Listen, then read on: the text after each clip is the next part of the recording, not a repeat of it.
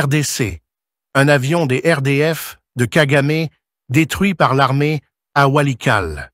La guerre s'intensifie. Un avion des RDF de Kagame abattu par l'armée congolaise à Walikale. Vous pensez que la paix est encore possible dans l'est de la RDC? Restez avec moi, parce que ce qui s'est passé aujourd'hui pourrait tout changer. Imaginez une petite ville isolée au cœur du Nord Kivu. Walikale, centre. Pas de route, juste des pistes poussiéreuses et un aérodrome qui, jusqu'à récemment, servait à peine. Maintenant, picturez cet endroit sous le contrôle des rebelles soutenus par le Rwanda, les RDF de Paul Kagame. Et ce matin, jeudi 27 mars 2025, un bruit assourdissant déchire le ciel. Des drones et un avion de chasse Sukhoi des forces armées de la RDC, les FARDC, frappent de plein fouet un appareil ennemi qui venait juste d'atterrir. Que s'est-il passé? Pourquoi maintenant? Et surtout, qu'est-ce que ça veut dire pour ce conflit qui n'en finit pas? Je vais vous emmener au cœur de cette histoire, étape par étape, avec des détails qui viennent tout droit de sources fiables comme Africa Flashes. À la fin de cette vidéo, vous aurez une vue claire de ce qui se joue vraiment dans l'est du Congo.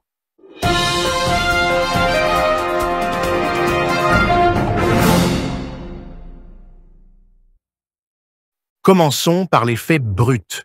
Ce jeudi matin, vers 10h heure locale, l'aérodrome de Kigoma, à Walikale Centre, devient une zone de guerre. Selon Africa Flashes, un aéronef utilisé par les RDF de Kagame depuis leur prise de la ville il y a une semaine est détruit par des raids des FARDC. Pas juste un petit coucou, non. Cet avion faisait des rotations depuis 6 jours, amenant renforts, armes et matériel pour consolider la position des rebelles dans cette enclave isolée. Et là, bam! Alors qu'il s'apprêtait à redécoller, il est surpris par des tirs de drones, suivis de près par les frappes d'un Sukhoi, cet avion de chasse russe dont les FARDC sont si fiers. Une source sur place raconte « L'avion était prêt à partir quand les drones ont commencé à tirer. Et puis, le Sukhoi a tout fini. » À côté, un véhicule des RDF a aussi été réduit en cendres. Le bilan humain? Pour l'instant, on n'en sait rien. Pas de chiffres officiels, juste le chaos et la fumée qui monte de l'aérodrome. Mais rewind un peu. Pourquoi cet aérodrome est-il si crucial? Walikale Centre, c'est pas juste un point sur la carte. C'est une ville stratégique dans le Nord Kivu, une région riche en minerais comme l'or et l'étain. Sauf que c'est aussi un coin perdu, sans route digne de ce nom. La seule façon d'y amener des troupes ou des armes rapidement, c'est par les airs. Depuis que les RDF et leurs alliés rebelles du M23 ont pris la ville il y a une semaine, cet aérodrome de Kigoma est devenu leur lifeline. Pendant 6 jours, cet avion a fait des allers-retours, renforçant leur emprise. Mais les FARDC ne sont pas restés les bras croisés. Elles surveillaient. Une source locale a dit à Africa Flashes « Le drone tournait au-dessus de Walikale depuis ce matin. Ils attendaient le bon moment, et ils l'ont eu. Maintenant, mettez-vous à la place des habitants de Walikale. Imaginez vivre dans une ville où, du jour au lendemain, des rebelles soutenus par un pays voisin débarquent et prennent le contrôle.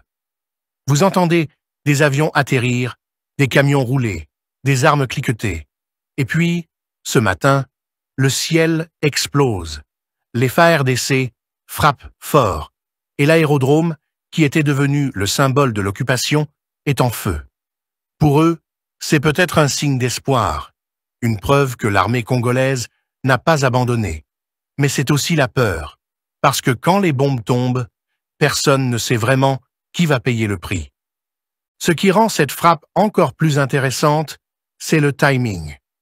Dimanche dernier, les RDF et le M23 avaient annoncé qu'ils allaient repositionner leurs forces autour de Walikale pour, soi-disant, donner une chance à la paix. Une déclaration qui avait même été saluée par le Rwanda, leur grand frère, dans l'ombre. Mais 6 jours plus tard, qu'est-ce qu'on voit? Des avions qui continuent d'arriver, des renforts qui s'entassent. Est-ce que c'était juste une belle parole pour gagner du temps? Une source militaire congolaise laisse entendre que oui. Ils ont dit qu'ils se retiraient, mais en réalité, ils se renforçaient. On ne pouvait pas laisser ça passer. Et bam, l'attaque d'aujourd'hui semble être la réponse claire des FARDC. Pas de quartier pour les faux semblants. Mais il y a un problème plus gros ici, et c'est là que ça devient sérieux. Pourquoi ce conflit continue de s'envenimer? D'un côté, vous avez les FARDC, l'armée officielle de la RDC, qui essaie de reprendre le contrôle d'une région ravagée par des décennies de guerre. De l'autre, les RDF de Kagame et leurs proxys du M23, qui avancent leurs pions dans le Nord Kivu sous prétexte de protéger les Tutsis congolais, mais aussi, soyons honnêtes, pour garder un œil sur les richesses du coin. Entre les deux, des civils pris en otage et une communauté internationale qui regarde souvent ailleurs. Aujourd'hui, cet avion détruit, c'est pas juste un tas de ferraille en moins. C'est un message. Mais à qui? À Kagame? Aux rebelles? Ou peut-être au peuple congolais lui-même? Allons plus loin. Les FARDC n'ont pas agi sur un coup de tête. Elles ont des positions avancées à Boboro, à 24 km de Walikale Centre, et elles ont renforcé leurs lignes avec des troupes venues de Biroué, une base militaire importante dans la région. Ça montre qu'elles préparent quelque chose de plus gros. Une contre-offensive? Peut-être. Parce que perdre Walikale, c'est pas juste perdre une ville. C'est perdre un accès stratégique à la route nationale 3, qui relie le Nord Kivu à d'autres provinces comme le Sud Kivu ou la Tshopo. Si les rebelles tiennent ça, ils contrôlent une artère vitale pour le commerce et les mouvements militaires. Et ça, Kinshasa ne peut pas l'accepter. Mais regardons l'autre côté de la médaille. Le Rwanda et les RDF ne vont pas rester sans réagir. Cet avion, c'était leur lifeline à Walikale. Le perdre, c'est un coup dur, logistique et symbolique.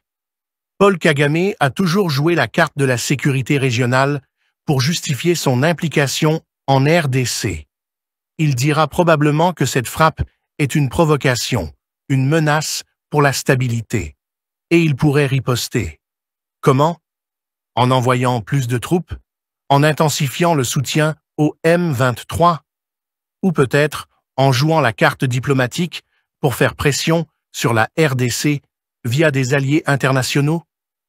Une chose est sûre, ça ne va pas calmer les tensions. Et puis, il y a les civils. On n'a pas encore de bilan humain. Mais quand des drones et des Sukhoi entrent en jeu, les dégâts collatéraux ne sont jamais loin. Walikale Centre, c'est une petite ville de 60 000 habitants, déjà fragilisée par des années de conflit. Samedi dernier, l'aérodrome avait déjà été bombardé par les FARDC, juste après le premier atterrissage de cet avion des RDF. Aujourd'hui, rebelote, mais en plus intense. Qu'est-ce que ça veut dire pour les gens sur place? Plus de déplacements, plus de peur, plus de misère. Pendant que les armées se battent pour le contrôle, ce sont eux qui trinquent. Alors, creusons un peu plus. Pourquoi cet aérodrome est-il devenu une obsession? Parce que dans une guerre comme celle-ci, la logistique, c'est tout. Walikale est enclavé.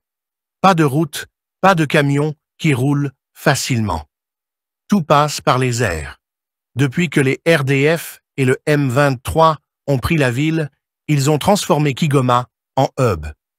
Pendant 6 jours, cet avion a fait des rotations non-stop.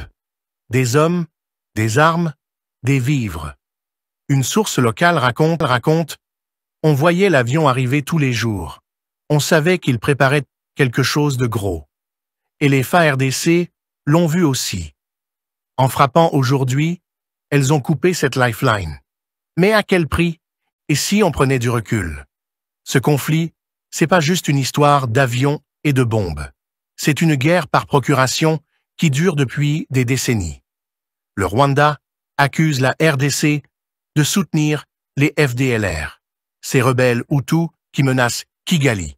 La RDC, elle, pointe du doigt Kagame et son soutien au M23 pour piller ses minerais et déstabiliser l'Est. Les deux ont raison, et les deux ont tort, parce qu'au final, c'est un cercle vicieux.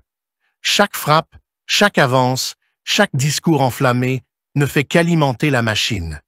Et aujourd'hui, cet avion en flammes, c'est peut-être le point de bascule.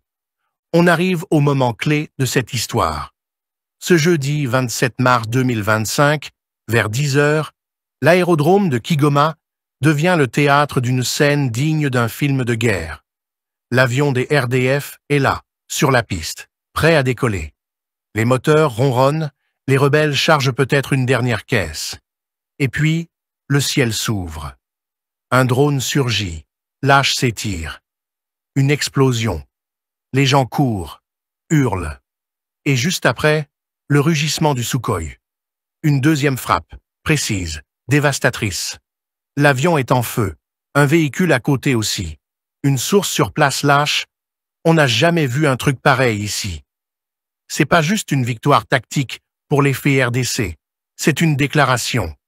Ils disent au Rwanda, au M23, au monde entier, on ne lâche pas.